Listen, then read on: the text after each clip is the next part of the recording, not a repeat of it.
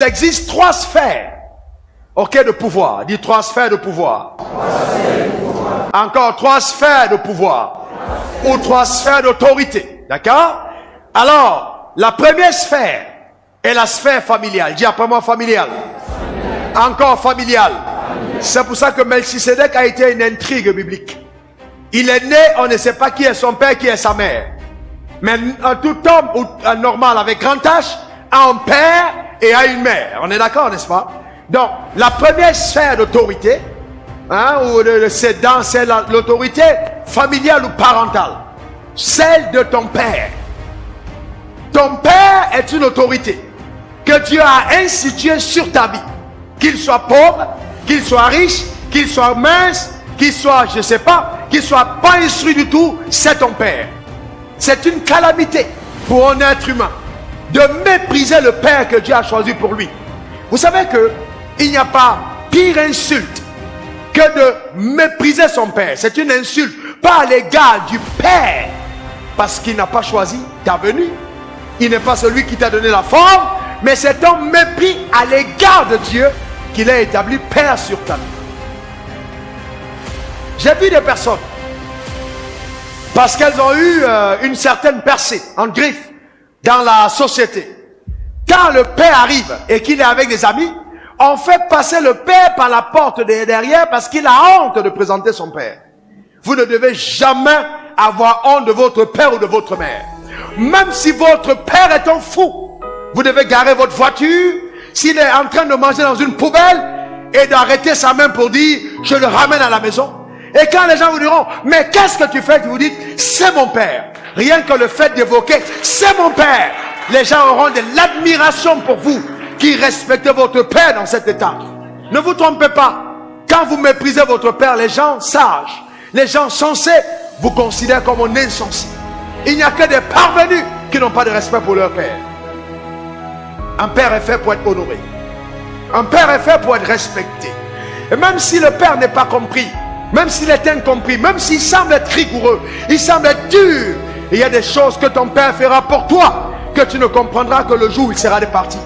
Et tu auras beaucoup de regrets parce que tu n'auras plus l'opportunité de venir en face de lui dire « Papa, enfin je comprends.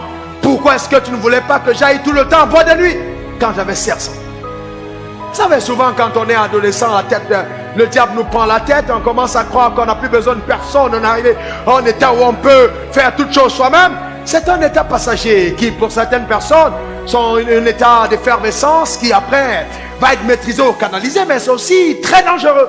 Parce que certaines personnes ne sortent jamais indemnes de ces moments de turbulence où le diable peut frapper définitivement et t'égarer totalement du plan et du rêve que Dieu avait pour ta vie. Un père, c'est une borne qui nous protège et nous maintient sur le chemin que Dieu a tracé pour nous.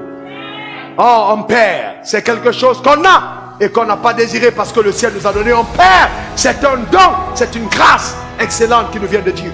Un père est nécessaire et utile pour l'accomplissement des desseins de Dieu pour nos vies. Il est nécessaire d'avoir un père. Un père, il nous faut avoir un père. Un père, c'est bon. Donc la première sphère est la sphère familiale. La deuxième sphère est la sphère gouvernementale ou étatique. Vous voyez, en Côte d'Ivoire par exemple, nous parlerons du président de la République. Parce que le président de la République est le père de la nation. Dans le sens où il continue l'œuvre, il pérennise l'œuvre du fondateur de la nation. Dieu a utilisé quelqu'un ici en Côte d'Ivoire pour amener la Côte d'Ivoire à l'indépendance. Vous connaissez son nom? Comment il s'appelle? Houphouët-Boigny. On l'appelle le père de la nation. Vous voyez, c'est le père.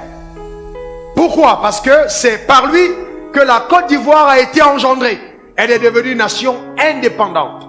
Il a amené la Côte d'Ivoire à l'existence. Elle est sortie, la Côte d'Ivoire est sortie, n'est-ce pas, du tutorat français pour devenir une nation. C'est par lui. Donc, toutes les personnes qui viendront au pouvoir après lui, que ce soit NDR, FPI, PDCI, quel que soit ce qu'ils sont, ces personnes sont en train de pérenniser une action qui a commencé par celui qui l'a engendré.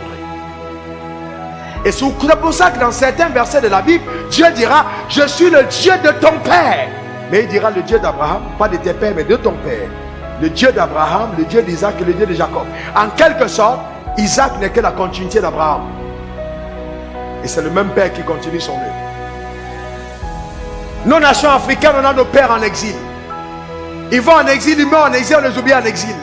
Et on attend que la nation soit bénie. Mais on maudit notre nation parce que justement, on n'honore pas un père. Un père est fait pour être honoré.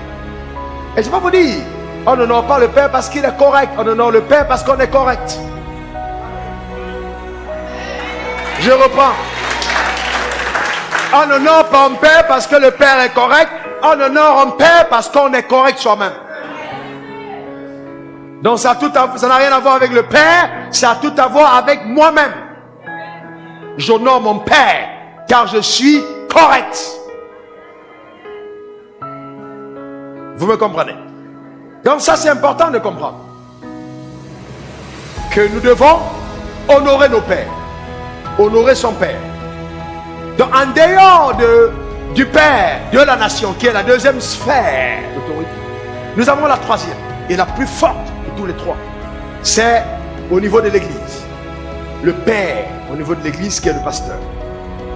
Alors laissez-moi vous dire quelque chose de très profond. 2 Corinthiens 4 verset 15 dit: bien que vous ayez plusieurs maîtres, dans le Seigneur vous n'avez pas plusieurs pères.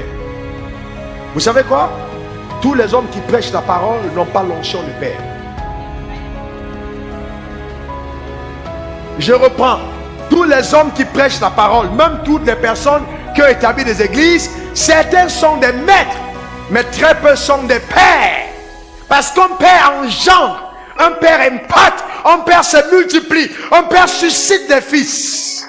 Un père aide le fils à accomplir ce à quoi il a appelé. Un père a une vision, un père a un rêve pour son église. Un père est comme un berger. Un maître peut être comme un boucher. Le berger cherche la nourriture, instruit. Il se lève très tôt le matin. Il va très loin. Il cherche la bonne nourriture qu'il peut avoir.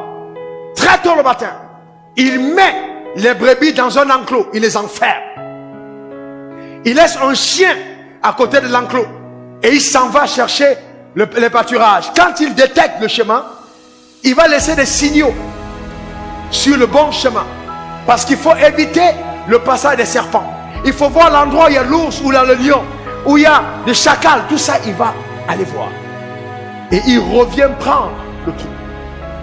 Vous savez comment il fait? Il marche devant le troupeau. Et les brebis ensemble le suivent. Pourquoi? Parce qu'elles ont confiance au berger. Mais quand vous observez le boucher qui vient vers l'enclos, la réaction des brebis, c'est chacun fuit. Parce qu'elles ont constaté que chaque fois qu'une brebis est prise, elle ne revient plus.